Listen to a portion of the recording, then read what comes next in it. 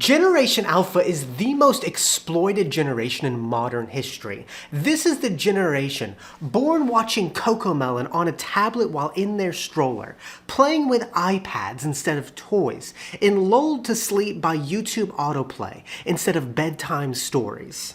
They are the first generation to completely grow up inside an algorithm where every laugh, every swipe, and every pause is carefully tracked, analyzed, and used to decide what they'll see next. And behind those recommendations aren't parents, teachers, or trusted neighbors, but billion-dollar money-hungry corporations whose sole goal is to keep them watching, scrolling, and spending. The world has walked all over this generation, and the craziest part about it is that most of them don't even know how to do multiplication yet. Gen Alpha was born between the years of 2012 and 2024, meaning they are currently between the ages of 12 and 1. They're still kids just trying to figure out the world, but they have been exploited in ways that no generation has ever been before. And in this video, I want to pull back the curtain on the world that Gen Alpha was born into. From the corporate babysitters raising them, the algorithms engineering their childhood, and the systems programming them to spend, consume, and gamble before they can even spell their own names. And I hope this video shows just how much of their childhood was stolen from them in the name of corporate profit. Now, in order to understand why this generation is so different from the previous generations, let's start off by calling them by their real names with Chapter 1, Generation Algorithm. Now, Gen Alpha was not the first generation to be born with the internet, but what makes them different is the type of internet that they were born into. The first generation to grow up with the internet was my generation, the millennials. Let's call us the digital immigrants. What makes us unique is that our childhood was split into two: life before the internet and life after. Our first device was usually a shared family computer, and our first experiences online were manually searching for information. We millennials remember a time without the internet, but the next generation, Gen Z, never knew that world. Let's call them the digital natives. Their first devices were smartphones, often in middle or high school, and they still grew up manually searching. But as they got older, social media exploded, and algorithms started to quietly take over what they saw. Still with this generation, at least in most of their childhood, the internet that they grew up in was not the internet that we know today, which leads me to Generation Alpha, the first kids to grow up fully inside the algorithmic internet. Let's call them Generation Algorithm. Their first devices were tablets they could hold in their cribs, and they grew up in an internet where they never had to search for anything, but content was fed to them automatically from YouTube recommendations and TikTok feeds. And those recommendations quietly shaped their humor, music taste, and worldview. That's what makes them different. Gen Alpha didn't just watch the internet, but the internet was watching them back, which opens them up to a lot of exploitation and raises the question, who's writing that code? Who's really shaping this generation? Well, the answer to that question lies behind the screen in Chapter 2, The Corporate Babysitters. Now, today's babysitters aren't the teenagers from down the street, but they are billion-dollar, money-hungry corporations. And unlike real babysitters who get paid to care for your kids, these corporate babysitters get paid to keep them quiet, keep them scrolling, and keep them spending. Gen Alpha isn't just being watched over, but their childhood is being monetized, one microtransaction at a time. I mean, according to the American Academy of Child and Adolescent Psychiatry, on average, children between the ages of 8 and 18 spend 7.5 hours a day staring at a screen. And those screens aren't just showing them harmless cartoons, but they're filled with carefully engineered content designed to grab attention, run ads, and encourage spending. And so let me introduce you to the corporate babysitters who own childhood in the 21st century. First up, we got YouTube and YouTube Kids, who made $959 million in 2022 from kids under 12 in the US alone.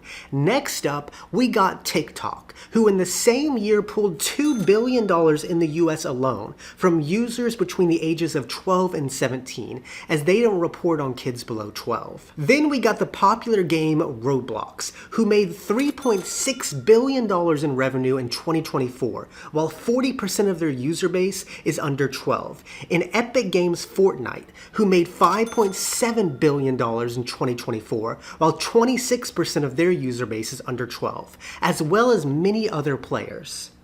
These aren't just harmless games and apps, but these are billion-dollar ecosystems that are fighting amongst each other for your child's attention. And let me tell you something, they aren't motivated by your child's well-being, but they are motivated by profit and profit alone, which has gotten them in trouble many times. In 2012, YouTube was fined $170 million by the FTC for collecting data on children without parental consent. In the same year, TikTok was fined $5.7 million by the FTC for similar reasons. In Fortnite paid over $500 million in fines for violating child privacy laws and in refunds for unwanted charges.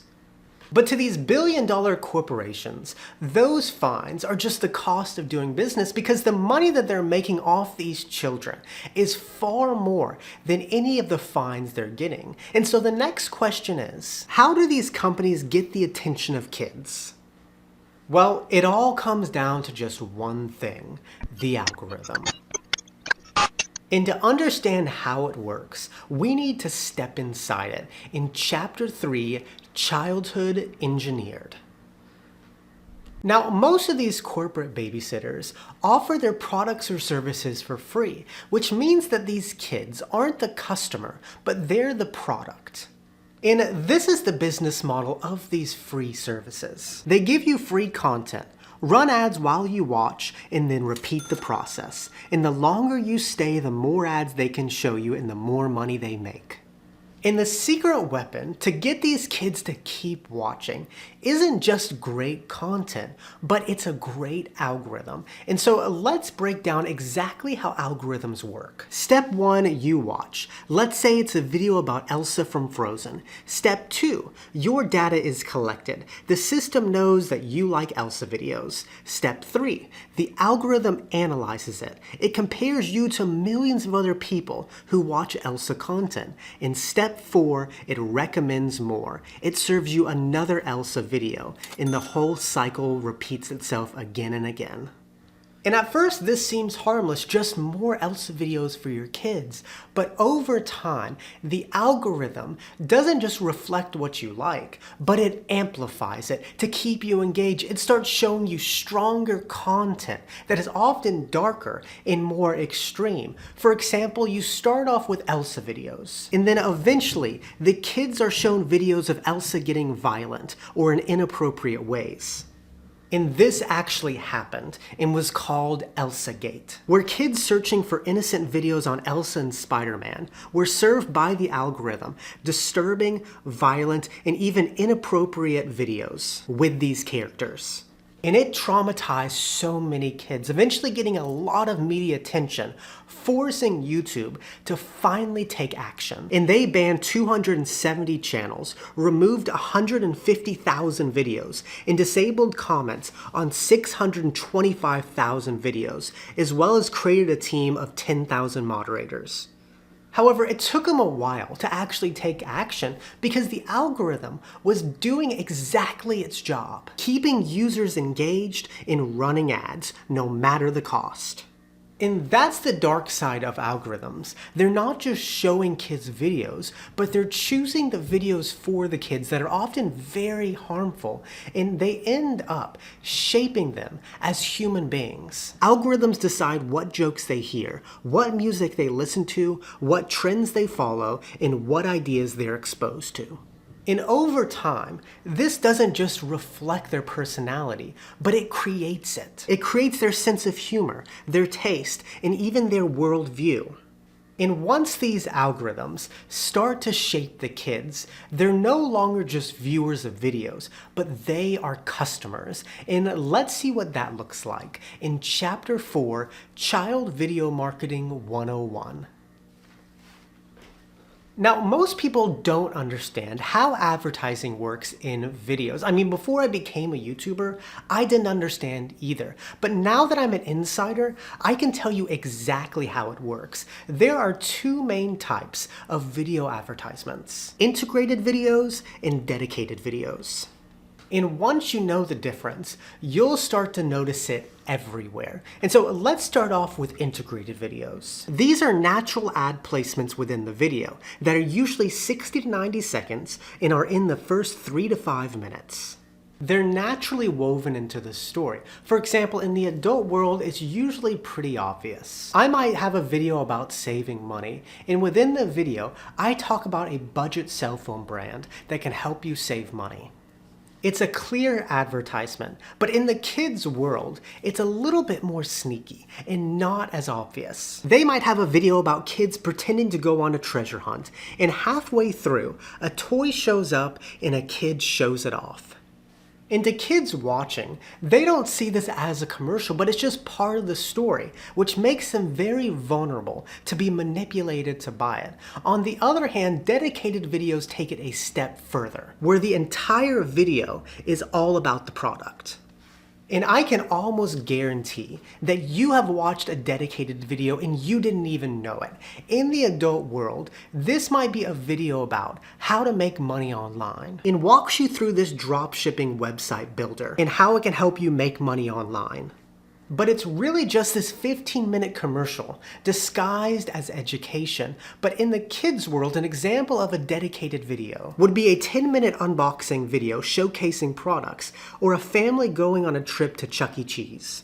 The entire video is a commercial disguised as entertainment, and these two forms of advertising are so effective on kids because kids get exposed to products that they want to buy. I mean, many of these videos have over 1 billion views, so kids are watching.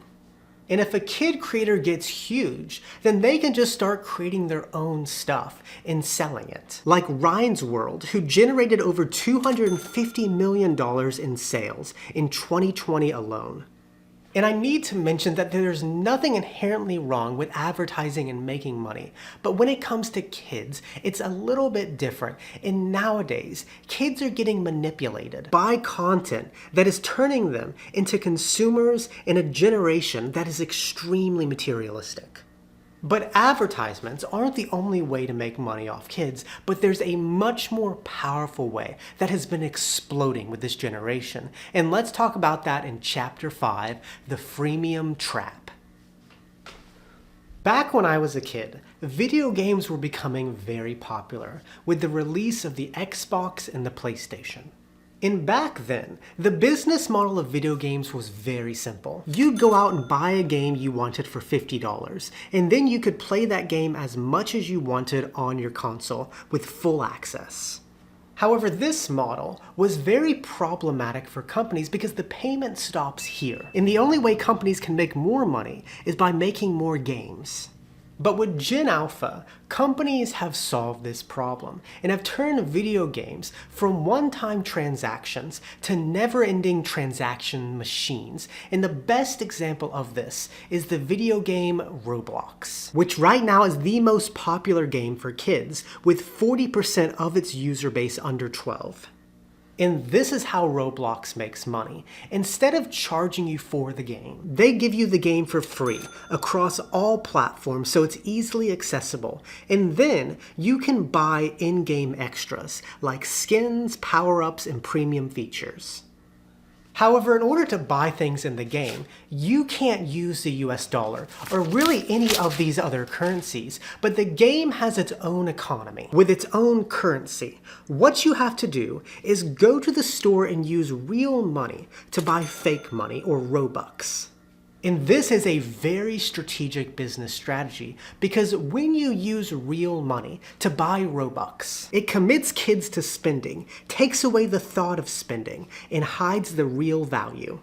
I mean, I could go to the Roblox marketplace and buy 2,000 Robux for $19.99, and then on the marketplace, I can buy this Lord the Grim avatar for 2,000 Robux. And it's much easier to justify the purchase when it's being sold in Robux instead of dollars.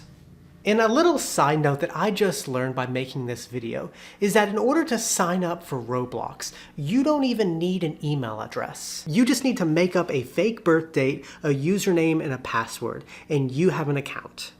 That is crazy that is legal. That is a corporation bypassing the parents to get a kid to spend money. And these microtransactions add up to a whole lot of money, where Roblox is a publicly traded company on the stock market with a market cap of $86.37 billion, generating billions of dollars in revenue every year. And the average paying user spends $20.48 a month.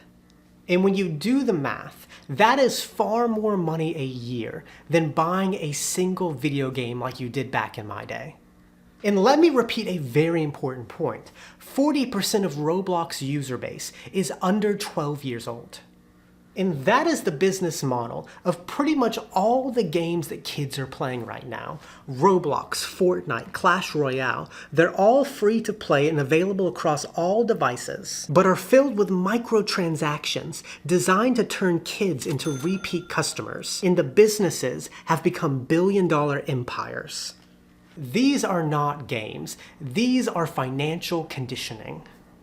And just think how that affects kids. This is probably their first ever experience with money. And what does it teach them? Well, it teaches them that status comes from spending, that spending is entertainment, to chase instant gratification. Spending is constant, ownership doesn't exist, and money isn't real. And if it weren't bad enough, many of these games are using the same psychological tricks that casinos use to keep adults gambling. Welcome to Chapter 6, Jackpot, Childhood Edition.